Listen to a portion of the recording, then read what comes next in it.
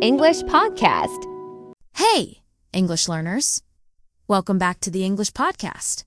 I'm Chloe. And I'm Ethan. If you're the kind of person who always promises to sleep early, but somehow ends up watching a video called How to Build a Wooden Cabin in the Finnish Forest at 12:47 a.m., then this episode is for you. We're talking about healthy habits that change your life but not in that just wake up earlier and drink more water way. Real habits are messier. They're about stress, emotions, and one surprising truth. Your tiny daily choices quietly shape your whole identity. So if you want to find out how your habits are secretly turning you into a different person, stay with us. Okay, can I start with a slightly uncomfortable truth? Depends. Is it one of those truths that sounds wise in the morning and annoying at night? Yes, exactly that kind. Go on, then. Most people already know what a healthy habit looks like. Yes, that's so true. People know sleep matters. People know movement matters. People know stress matters. So usually, the problem is not information. Right? Nobody hears vegetables are good for you and whispers this changes everything. Exactly. The hard part is not knowing. The hard part is living. Real life is where everything gets messy. Because real life is weird. You're tired, your phone is glowing, your mood is unstable. And suddenly the healthy plan you made at 8 a.m. feels like it was written by another person. Morning you is very ambitious. Morning me has hope.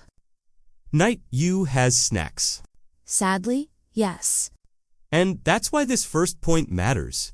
Healthy habits are not only actions, a lot of the time. They're identity choices. Say more. A habit gets stronger when it stops feeling like a random task and starts feeling like part of who you are. Yes. Like saying, I'm someone who takes care of my body, instead of, I'm trying to be healthier this week. Exactly. The second one feels temporary. The first one feels personal. And that's why the word here is intentional. Right? If something is intentional, you do it on purpose, with awareness. Not randomly, not just because the day dragged you somewhere. And honestly, that already feels healthier, even before the habit becomes perfect. Because a healthy life is built through small, intentional choices that repeat quietly over time. So maybe the better question is not, what habit should I copy? But, what do I want my daily choices to say about me? That is such a better place to begin. But even when people know who they want to be, there's still another problem. The environment? Yes. Your environment is often stronger than your willpower. It really is. People say, why do I keep eating biscuits? While the biscuits are in a clear jar on the counter like confident little villains. Or, why do I keep checking my phone at night? While the phone is literally beside the pillow. A toxic bedtime companion. And this matters because people blame themselves too quickly. They say, I have no discipline, when sometimes their whole setup is working against them. Your room matters. Your desk matters. Your kitchen matters. Your notifications matter. What you see first matters. It's like trying to walk forward while the floor is quietly moving backward. Yes, exactly. I had this with sleep. I kept saying I wanted to sleep earlier. Very serious, very mature, but every night my laptop was open. My phone was charged, and I had no real bedtime routine. So basically your environment said, no, we're staying awake. Exactly. And this is where the word detrimental fits. Yes, if something is detrimental, it's harmful. It quietly makes things worse for you. And sometimes the most detrimental things are not dramatic. They're just always there. Constant noise, constant temptation, constant easy distraction. So instead of asking, why am I so weak? Maybe a better question is, what around me keeps making the unhealthy choice easier? That question is cuter and smarter. Because sometimes the problem is not your character. Sometimes it's your setup. And once you see that, another truth becomes clearer too. A lot of unhealthy habits are not really about pleasure. They're about comfort. Yes, many unhealthy habits are emotional coping tools. That point matters a lot. Because sometimes people say, I'm lazy, when the real story is, I'm overwhelmed, Or lonely. or mentally tired, or trying to feel better quickly. Exactly. Stressing, doom scrolling, staying up too late, drinking too much coffee. A lot of these habits are emotional before they are practical. They give temporary relief. Even when tomorrow has to pay for it. Yes, I had a season like that once. I was overworking, undersleeping, drinking coffee late, answering messages at silly hours, and calling it responsibility. yes, But really, I was just pushing myself too hard every day. you were burning the candle at both ends. Right? If you burn the candle at both ends, it means you're doing too much and using too much energy without enough rest. It sounds impressive. It does very adult, very productive. Meanwhile, your nervous system is writing a complaint. Exactly. And that's why I think the better question is not only how do I stop this habit, but what is this habit doing for me emotionally? Is it giving comfort, escape, numbness, relief? Because if you remove the habit without understanding the need underneath it, something else often takes its place. That's like taking away the umbrella without stopping the rain. See, that's why metaphors help. They really do. And then there's another layer to all of this. Modern life itself. Yes, modern life rewards unhealthy patterns all the time. It absolutely does. Sit more, scroll more, sleep less, order faster, reply now, keep going. Do not be still for even 5 minutes. That really is the modern lifestyle speech. And that's why people sometimes feel like they're failing privately when actually they're fighting something much bigger. Because a lot of unhealthy choices are designed to be easy. Convenience is not always on your side. Rest takes intention, walking takes intention, cooking takes intention, but distraction is already open. Yes, the unhealthy option is often the default option. Your phone never says, are you sure you want to lose 40 minutes to nonsense? No, it says, here are 3 more things that will steal your attention. Exactly. And this is where a cutback on fits really well. Right, if you cut back on something, you reduce it. Not necessarily to 0, but to a healthier amount. And I like that phrase because it feels realistic. Yes, cut back on scrolling. Cut back on constant noise. Cut back on snacking. Cut back on always being available. It sounds like adjustment, not punishment. Which matters. Because a habit only works if it fits your actual life. Yes, not your fantasy life, your real one. Not the version of you who wakes up glowing, has 2 free hours every morning, and somehow enjoys decorating yogurt with seeds. A mythical woman. Truly. I tried one of those perfect routines once. Wake up early, stretch, journal, read, meditate, make a beautiful breakfast. It looked amazing on paper. Dangerous sentence. By day 3, I was annoyed, behind schedule, and weirdly angry at oats. Angry at oats is such a specific adult crisis. It really is. And that's when I realized the routine was not sustainable. Yes, if something is sustainable, it means you can actually continue it over time. It fits your energy, your schedule, and your real life. That word changed a lot for me. I stopped asking what looks impressive and started asking what can I actually keep doing? That's such a healthier question. Because a routine you quit after 5 days is less useful than a small one you can keep for 5 months. Yes, a 10-minute walk you actually do is better than a 1-hour workout you keep postponing forever. And that's where moderation matters too. Right? Moderation means balance. Not too much, not too little. Which sounds simple, but people struggle with it because dramatic plans feel exciting. Humans love saying, from tomorrow, everything changes. And then tomorrow arrives, like good luck with that? Exactly. But moderation is quieter. It asks, what is enough? What is realistic? What will actually support me?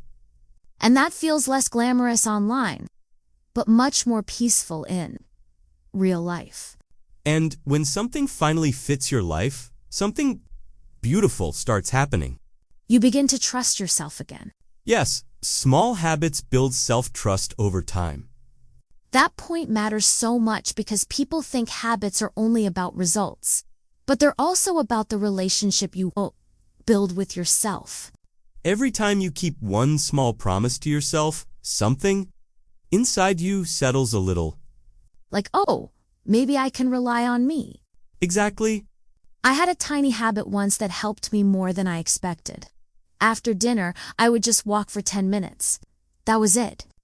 Just 10. Just 10. But it mattered because I actually stuck to it. Right. If you stick to something, you keep doing it consistently. You stay with it. Yes, and that felt powerful. Not because the habit was dramatic, but because I kept my word to myself. That builds real confidence. It does, because when you keep breaking promises to yourself, even tiny ones, your own voice starts sounding less serious. And then people think they need a bigger plan, when sometimes they need a smaller promise. That is such a good line. I used to be very dramatic if I missed a few days. I failed. It's over. Ah, yes.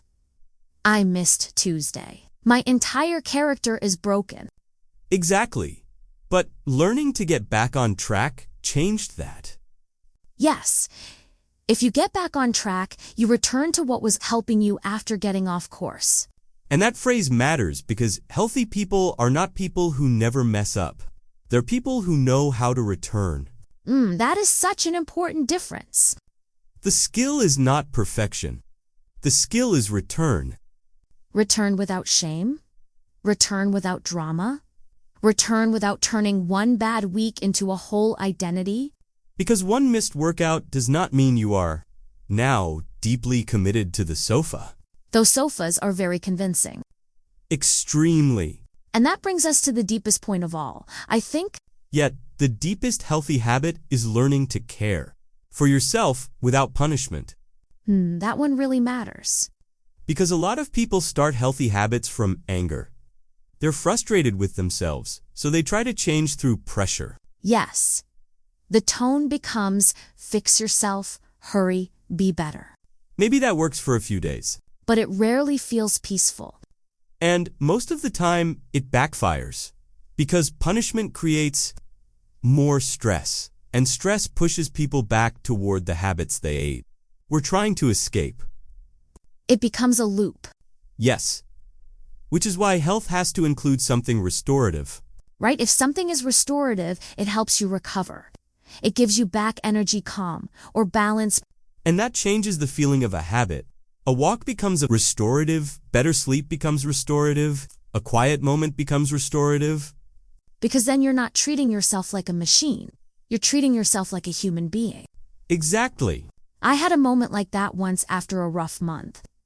I was tired, scattered, not eating well, not resting properly, and talking to myself in this cold, efficient voice. Yes. And one evening I almost made some huge recovery plan. Pages of rules. Very intense. And then I stopped and thought, what would actually help me feel cared for tonight? What did you do? Nothing impressive. I cleaned my room a little, made something simple to eat, took a warm shower, put my phone away, and slept properly. That sounds lovely. It was. And the important part is, I did not do it because I hated myself. I did it because I was tired and needed care. That is such a big shift. It really is, because when healthy habits come from self-respect, they feel steadier, less harsh, less dramatic. And that's where resilient comes in too. Yes. If you're resilient, you can recover, adapt, and keep going after difficulty. So, resilience is not being hard like stone. It's being flexible enough to bend, recover, and return. More like a tree than a statue. Yes, a statue looks strong, but one big crack and it's finished. A tree moves with the weather. That is such a beautiful image. And I think healthy habits should make you more tree-like, more able to recover, more able to return, more able to care for yourself when life gets hard. Because honestly, anybody can follow a routine. During a perfect week, The real question is, can your habits still support you when the week is messy? yes? Can they still hold you when you're tired, stressed, emotional, disappointed, or starting again?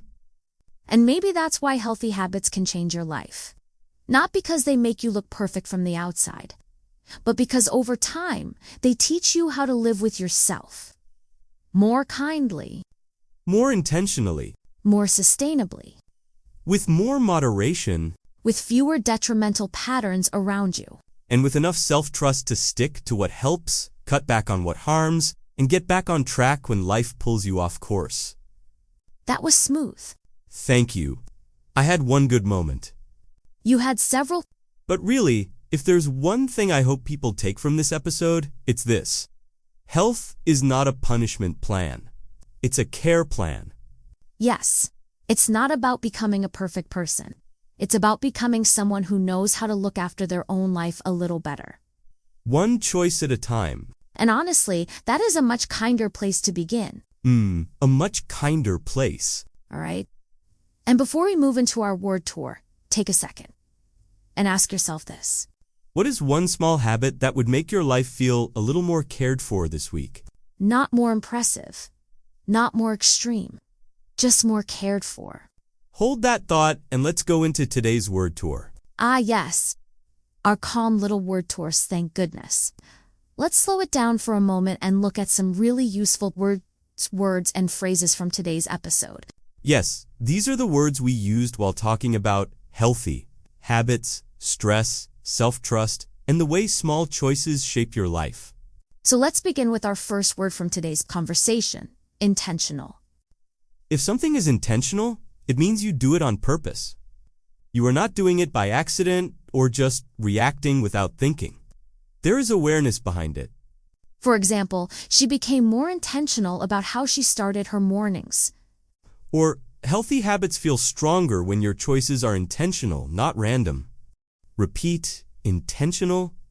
Intentional. Next, a very useful word, detrimental. If something is detrimental, it is harmful. It has a bad effect on you, even if that effect is quiet or gradual. For example, too much screen time at night can be detrimental to your sleep. Or, a stressful environment can be detrimental to your health over time. Repeat, detrimental. Detrimental. Now let's go to an idiom from today's episode. Burn the candle at both ends. If you burn the candle at both ends, you do too much and use too much energy without enough rest. You push yourself from every direction. For example, he was burning the candle at both ends and started feeling exhausted all the time. Or, you cannot stay healthy if you keep burning the candle at both ends every week. Repeat, burn the candle at both ends. Burn the candle at both ends. Next, a phrasal verb that feels very realistic. Cut back on. If you cut back on something, you reduce it. Not always completely, but enough to make it healthier or more manageable. For example, she's trying to cut back on sugar. Or, he decided to cut back on late-night scrolling, so he could sleep better. Repeat, cut back on. Yes, cut back on. Our next word is sustainable. If something is sustainable, it means you can keep doing it over time. It fits your life in a realistic way. For example, a 10-minute walk every day is more sustainable than a plan you quit after 2 days. Or, the best routine is not the most impressive one. It is the most sustainable one. Repeat, sustainable. Sustainable. And that brings us to another important word, moderation. Moderation means balance, not too much, not too little. Just enough to support you in a healthy way. For example, he still enjoys desserts, but in moderation. Or, healthy living often works better through moderation than through extremes. Moderation? Next, a phrasal verb from our self-trust point, stick to. If you stick to something, you continue doing it. You stay committed to it instead of giving up easily. For example, she made a simple routine and actually stuck to it. Or, it is easier to stick to small habits that fit your real life. Repeat, stick to. Stick to. And now, a phrase that really matters in real life. Get back on track. If you get back on track, you return to the right direction after losing focus or falling behind. For example, he missed a few workouts, but he got back on track the next week. Or, one bad day does not ruin your progress. You can always get back on track. Repeat, get back on track. Get back on track. Next, a beautiful word from our final point, restorative. If something is restorative, it helps you recover. It gives you back some energy, calm/strength, or balance. For example, a quiet walk in the evening can feel very restorative. Or, good sleep is one of the most restorative habits you can build. Repeat, restorative. Restorative. And our final word for today is resilient. If you are resilient, you are able to recover after stress, difficulty, or disappointment. You bend, but you do not break. For example, she became more resilient after learning how to care for herself during hard times. Or, healthy habits can help you become more resilient, not just more productive. Repeat, resilient. Resilient. And those were our word tours, words and phrases from today's episode. And notice something. None of these words are only about health. You can use them when talking about life, work, emotions, discipline, or personal growth too. Which is why they're so useful. So try choosing one or two of them and use them in your own sentence today. And if you want, write one of those sentences in the comments. We'd love to read them. And maybe that's the real heart of today's episode. Healthy habits are not about becoming perfect. They're about caring for yourself a little more honestly, one small choice at a time. Yes. So this week, don't chase a perfect routine. Just come back to one habit that helps you feel a little more like yourself. Right? Take care of your English. And take care of your heart. This is Chloe. And this is Ethan. And you've been listening to the English Conversation. Thanks for listening.